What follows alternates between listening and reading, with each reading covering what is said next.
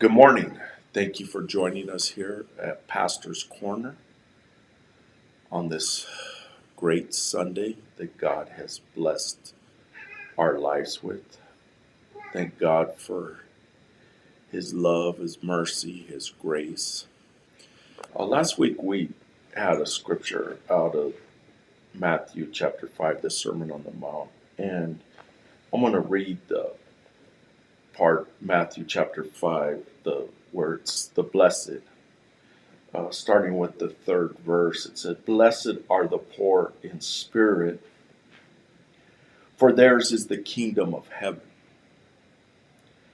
Blessed are they that mourn, for they shall be comforted. Blessed are the meek, for they shall inherit the earth.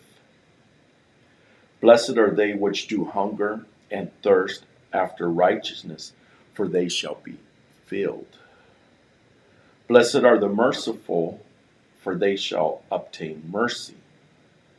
Blessed are the pure in heart, for they shall see God.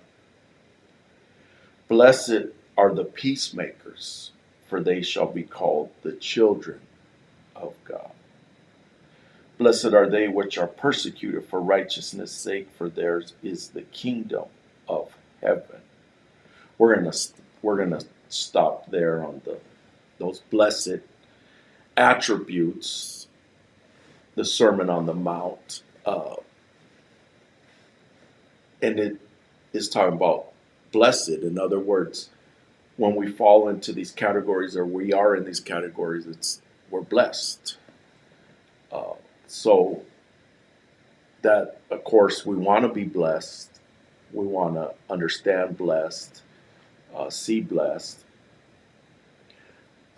I've heard it related this way, where blessed and happy go together. Now, I'm not going to say that blessed and happy are the same thing, but being blessed should make us happy. But what is it to be happy? What is it to be blessed? Well, the breath of life is being blessed. Strength is being blessed. Love is being blessed. All these things are being blessed, and I don't want to say that without having appreciation for it, or sounding like I don't have appreciation for that. But being happy, I think, in my eyes, I think it's difficult to quantifying happy. Now, you defining happy in your life and happiness in your life, all you know is you're happy. You being happy, what's happy to you in your life, in your heart, is what I must say, in your heart. And I don't know exactly what that is, what you interpret, what you feel, what you sense in being happy. And you don't know what that is for me either.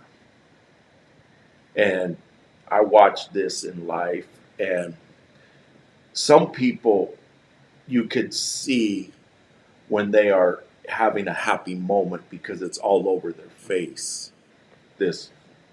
And they'll wear it on their face with a smile, with a grin, or a smile trying not to smile because they're so happy. Other people, they may smile, but it's not a sincere smile. It's not an honest smile. It may be a forced smile. Not a lot of people do that, but some do. Not very many people fake a smile, but some people do fake a smile. Me, I'm not a big smiler, but it doesn't mean I'm not having a good time or happy. But I don't wear a smile on my face. There's the person I think of in my life that I normally don't give names, but I will here in this moment, that would have a smile on a consistent basis is Gilbert Dominguez. Gilbert Dominguez, if you know who he is, he would he'd have a smile on his face a lot of times. Um, he'd wear that smile.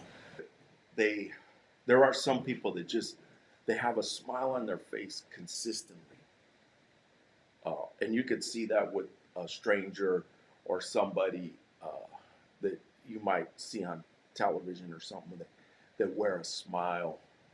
And like singers, there's some singers that sing when they smile while they sing, or they when they're publicly speaking, they smile when they speak publicly. Again, that's not me, uh, but I don't have a problem with that. I probably could smile more, but it doesn't mean I'm not happy. It's just that some people it's more evident than others. You could tell when they're having a good moment. You could tell when they're not. It's very evident. It's on their sleeve. Me, on the other hand, I'm more level in my expression. Yes, you could see differences, but they're not extreme, and that is intentional. It is part of what how I am intentionally. In other words, uh, I don't show my highs really high, but at the same time, I don't show my lows really low. Uh, I tend to want to be light and easy environment in my life around me, uh, my surroundings, light, easy, uh, joking. And I know a lot of people can misread joking in the sense that I believe that joking is a good thing as long as it's not at the expense of somebody else. I'm not a fan of joking and it's at the expense of another person. To me, that's not funny. And what I mean by that is there's an individual and people are putting him down and everybody's laughing. And maybe the individual's okay with it. Maybe he pretends he's okay with it.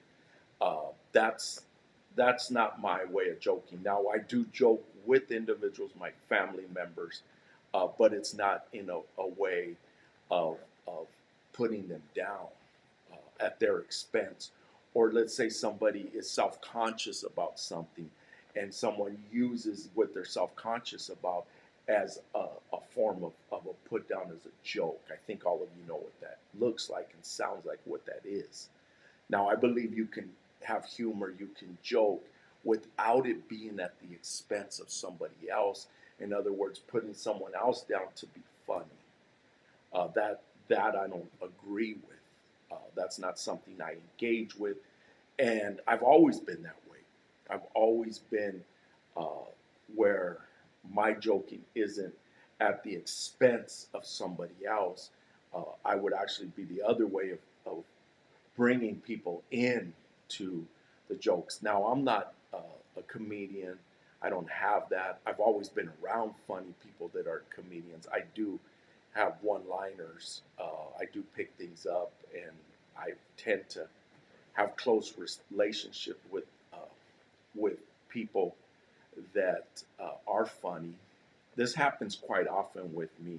Is if I haven't seen somebody in a long time, they smile and they remember stories of things when I was around, and sometimes they'll even say, "Can you share that story when this happened or that happened?" That happens quite often, and sometimes that happens in a text or a message. Someone say, "Remember when this happened?" That happens quite often with me. I think that's a good thing. I take it as a compliment. I've always been around laughter in my life growing up. My friends, we've always been uh, ones to laugh, but again, not at the expense of other people. Now, a little bit of joshing here and there, but nothing, like I said, about someone that's something that someone's self-conscious of. But the moments, the memories, the laughter, the smile, defining it, uh, And many times, the most unhappy people you hear about in the known celebrity world are comedians. People that make people laugh, and then you come to find out they're very unhappy. Even though outwardly they're coming across as smiling and laughing and happy, making other people laugh, but internally they're unhappy. Quantifying that, understanding that, what is happy? Again, blessed, I think we could see that. Blessed are those that mourn, for they shall be comforted. Blessed are the meek, for they shall inherit the earth.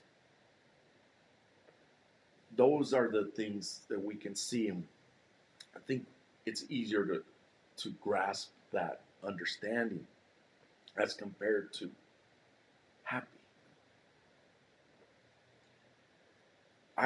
Again, this is going to be me in this part, but I believe a lot of being happy, or what we call happy, are moments, memories, experiences, happy times, happy moments.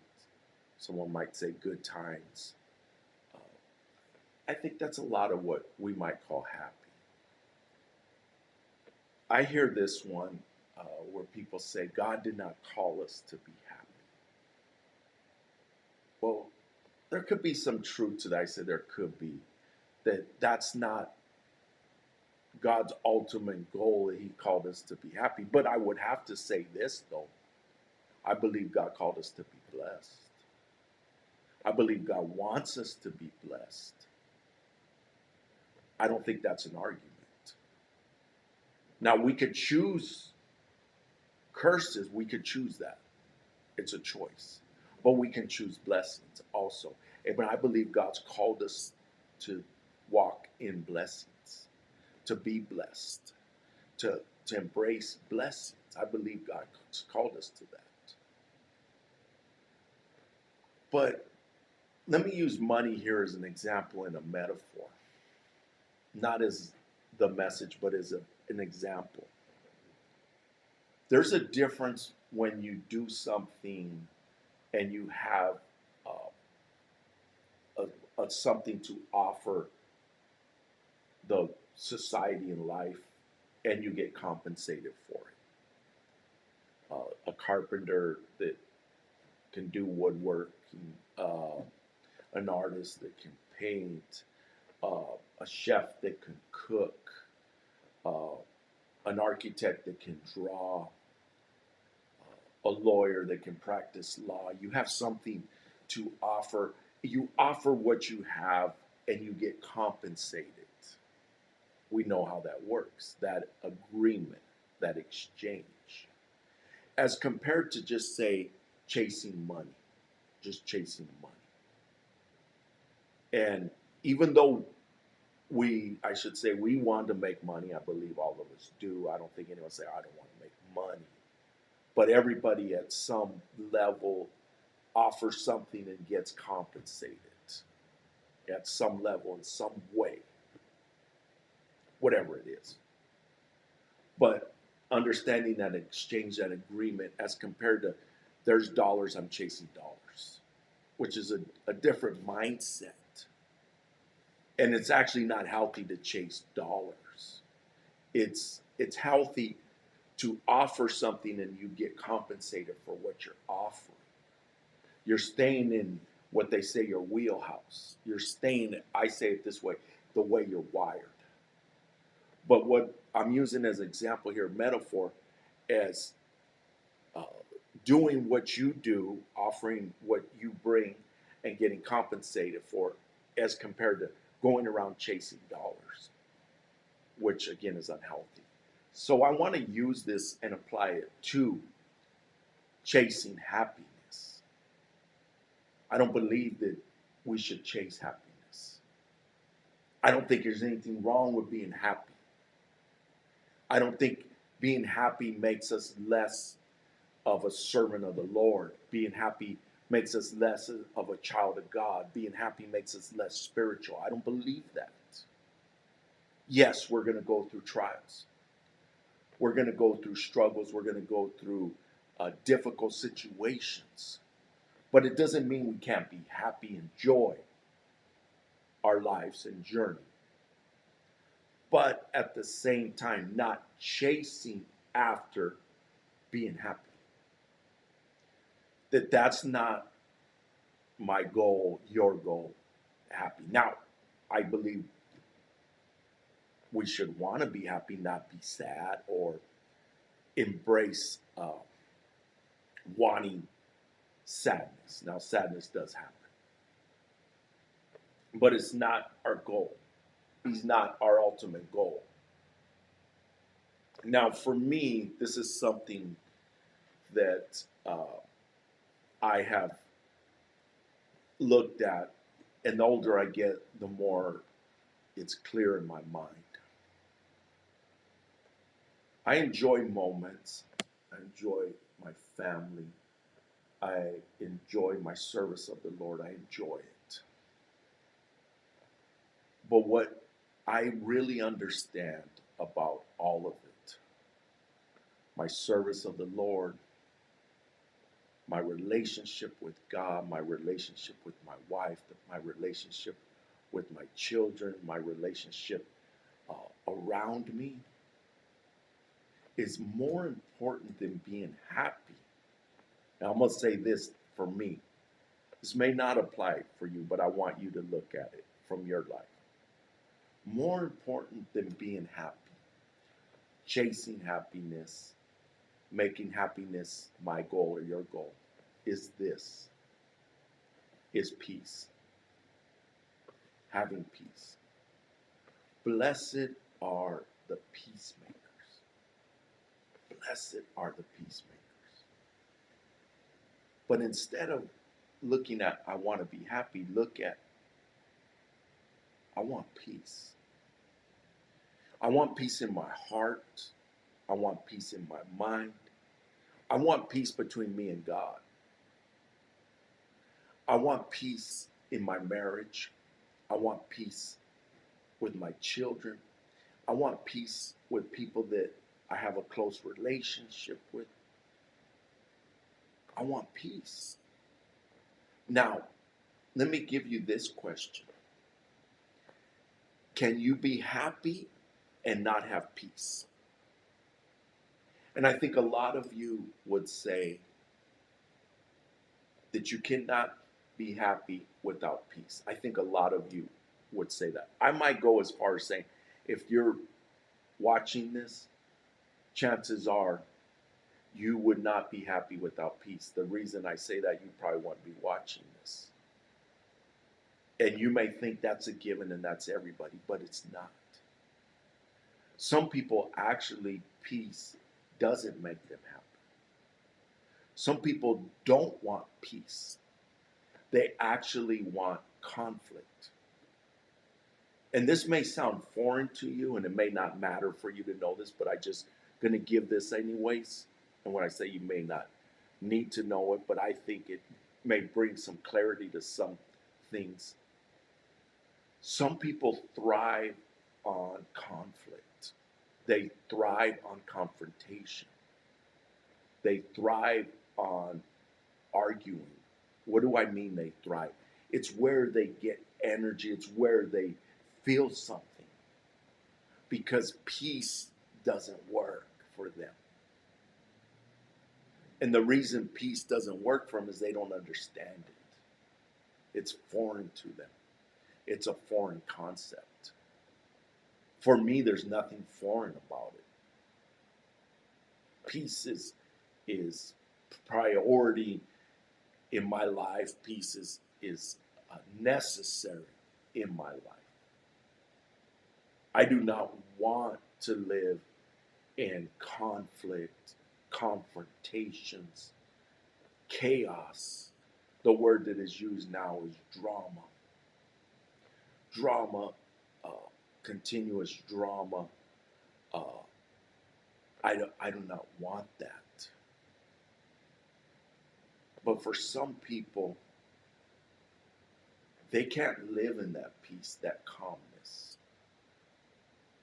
that rest. For me, I want peace when I lay my head down. I want peace when I rise up in the morning. I want peace. I want peace when I sit down at the dinner table. I want peace when I'm alone by myself. And of course, with God. And I'm able to reflect back in my life and think about circumstances and situations and unpleasant experiences. And I realize it was all about peace for me.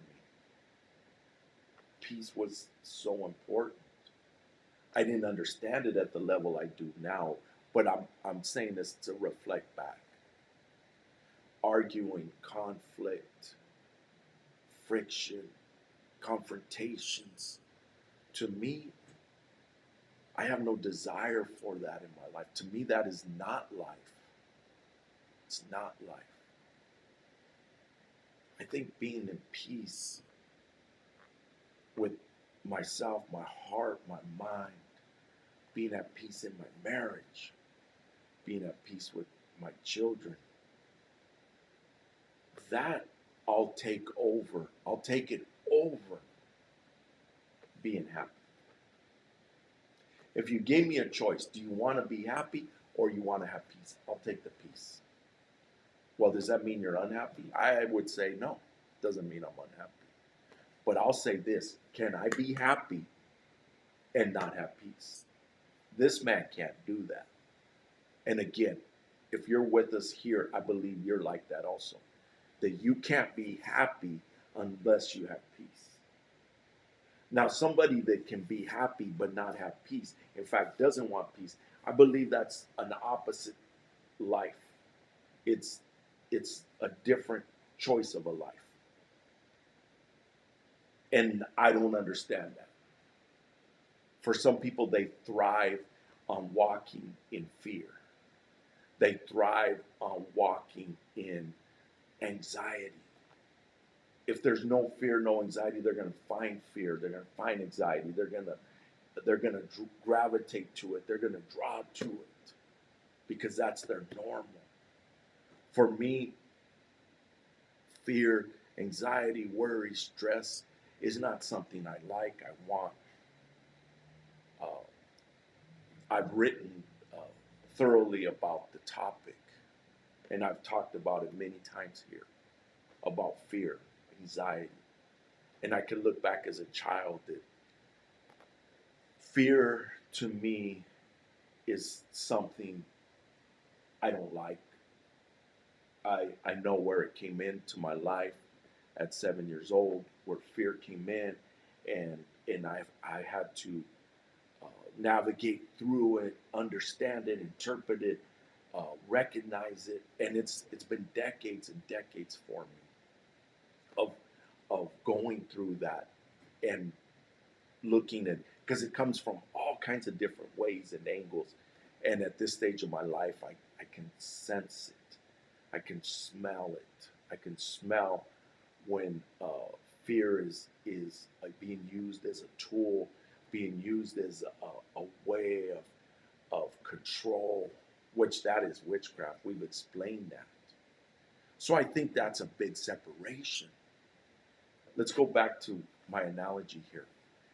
Someone that can be happy and not have peace. They're fine without peace, they can still be happy. To me, that's witchcraft. To be able to not have peace but to be happy.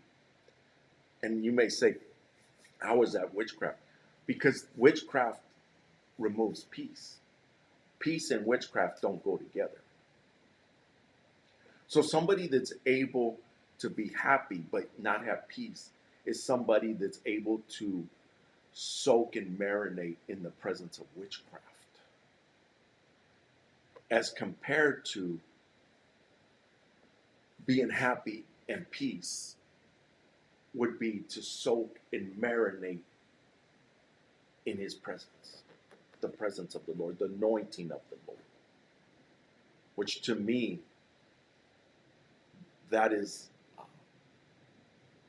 great, if not the greatest things of our life, is the moments of the deep anointing we experience with the Lord. I've had moments uh, with the Lord where it's like time stops. Time is not even present. Yes, it's going. Don't get me wrong. But in my mind, the day of the week, the day on the calendar, the time on the clock, it's just all off. It's just that moment. And I've experienced this. And I would like to be able to verbalize uh, what that is, of just going into the depth with the Lord and having that communion. And I'm not talking about the moments of jumping or shouting. And I'm not saying it's wrong to jump or shout, but that's not what I'm talking about. I'm talking about those deep, intimate moments with the Lord that time is gone. And there's this connection. And it doesn't happen all the time. Life is around. Things happen. We experience things. Uh, but it does happen. I realize that some people, they don't know what that is, and I get it. This is not judgment towards. I will say this: if you've never experienced it, it's available. You can have that. It does take some steps, and I don't mean we're earning it. We're it's legalism, but there's an alignment that happens. But to me, that's peace also. It's peace. It's a great peace. There's an awe there. There's a fear of the Lord there, but that's different than fear with anxiety, worry, stress, torment. But it's the awness, the greatness of the Lord, because that does happen. When you get into that deep, deep experience with the Lord, there is the fear of the Lord is present. The awe of the Lord, the greatness of the Lord, looking out on the ocean when you're live in person there, looking over the Grand Canyon, that sensation, that is likened to that experience with the fear of the Lord. It's a good awe. It's the fear of the Lord, which we should have that, but not the fear of afraid, scared, torment, anxiety, stress, worry. Because when that's there, peace is gone. So walking and being blessed, understand being blessed, but understanding, let's not chase after happiness, but let's look to walk in peace. But I believe that having peace is a form of happy, to me, is a form of living in happiness. And again, anybody that can be happy but not have peace, that's a whole different life. And I'll say this: if other people's demise, other people's pain, other people's uh, losses brings happiness, then there's a contradiction there. And that goes to me with when somebody can have no peace but be happy. I believe that all goes together. In other words, when other people uh, fall, make mistakes, and it makes somebody happy, that has to be a life of jealousy, envy, hate, covetousness, all those things, as in compared to a life of love, faith, peace, gentleness, meekness, long suffering. Those things, it's the difference. For me, I want the blessed side of life. I want to walk in blessed. And I hope that this blesses you. I do this because I want to be a blessing. I do this to be a blessing. I hope it blesses your life. I hope this brings value to your life. And again, I'm not doing this to chase dollars in any way, shape, or form. Yes, we bring up thank you for your donations. I encourage you to give. But what comes in, it's just going back. It's just going back into the work of the kingdom. But my goal is not dollars. My goal is to bless lives. And as I wrap this up, I'll finish with this. I'm on here on earth because I want to be a blessing. What I mean is that's what I'm doing. I want to be a blessing to my family. I want to be a blessing to the people around me. I want to pour into the life of the people around me. I look now with 2 grandsons. I have to pour everything I can at this time of my life so that when my time comes for me to leave this earth, that I left as much as I can to them, to the people around me. And that's how I look at it when that my time expires here on earth. But from now till then, it's what I'll do. But along the journey, along the way, I want peace. Thank God for peace. Thank God for peace of mind. Thank God for peace of heart. Thank you for joining us on this Sunday morning. Thank you for being a blessing to us. A way to bless is financially. If you would like to give, you could text 77977 New Creation AZ. New Creation AZ 77977. We will be back here at 12 o'clock noon, here in person, 1363 South Vineyard in Mesa, 85210. For those of you that are not here in our area, we're in Arizona. I know we get viewers from all over, but we're located in Arizona, which is on the west side of the United States.